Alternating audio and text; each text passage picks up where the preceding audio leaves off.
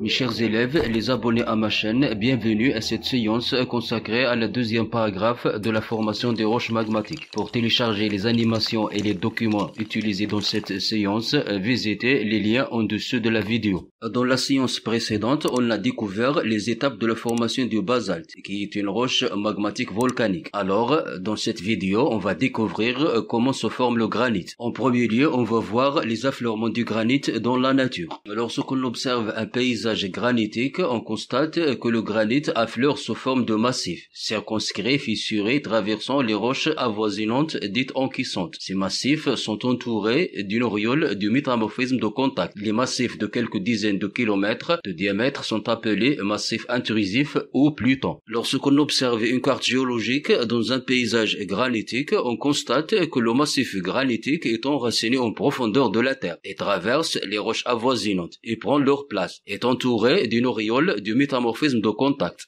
D'autres massifs granitiques de plusieurs centaines de kilomètres de diamètre sont entourés par une large zone du métamorphisme général. Ces massifs sont appelés granit anatectique ou granit d'anatexie, signalant que le métamorphisme est une transformation structurelle des roches à l'état solide sous de haute pression et de haute température en profondeur de la terre. Nous récapitulons donc: le granit affleure sous forme de petits massifs intrusifs nommés plutons ou bien sous forme de larges massifs nommés massifs anatectiques.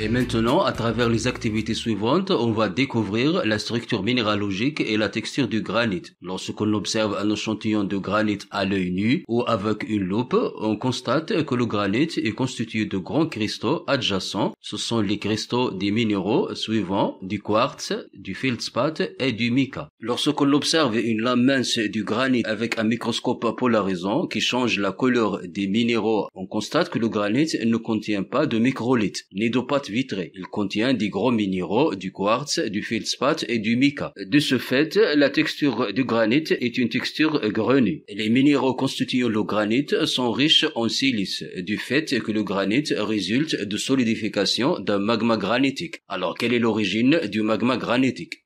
Par des expériences en laboratoire, on a obtenu un liquide semblable au liquide granitique, après avoir soumis des roches argileuses à une température avoisinante de 800 degrés Celsius et une pression de 2000 bars. Cette fusion en laboratoire est nommée anatexie expérimentale. Alors, le diagramme suivant montre l'évolution de la température et de la pression en fonction de la profondeur de la Terre. On constate une augmentation de température et de pression chaque fois que la profondeur augmente. Vers environ 10 km de profondeur, on constate en premier lieu que la structure des roches se modifie en restant à l'état solide. Ce phénomène est nommé métamorphisme. Vers une profondeur de 14 km, on constate que la température a atteint les valeurs de 800 degrés Celsius et la pression de 2000 bars. À cette profondeur, les roches fondent partiellement et engendrent un magma siliceux qui est le magma granitique. C'est le phénomène d'anatexie. En récapitulant que le magma granitique est issu de la fusion partielle en profondeur de la Terre des roches préexistantes, sous de haute température et de haute pression.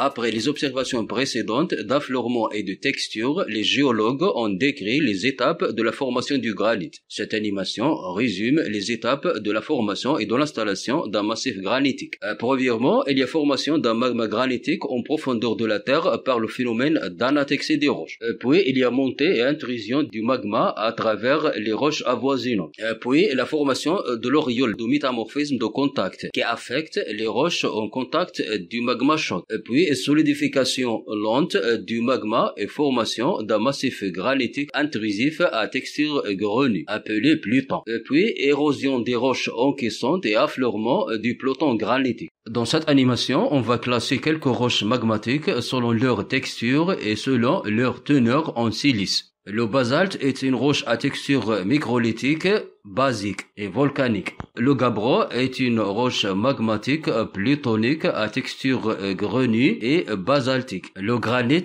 est une roche magmatique plutonique à texture grenue et acide. La syénite est une roche volcanique à texture microlithique et structure intermédiaire. En ce qui concerne la relation entre la formation des roches magmatiques et la tectonique des plaques, en général, les roches magmatiques acides se forment dans les zones de subduction et les roches magmatiques basiques se forment dans les zones d'extension des plaques. Et c'est pour faire cette science, je vous invite à vous abonner à ma chaîne et j'attends vos observations et vos suggestions pour améliorer ces productions pédagogiques. Merci et au revoir.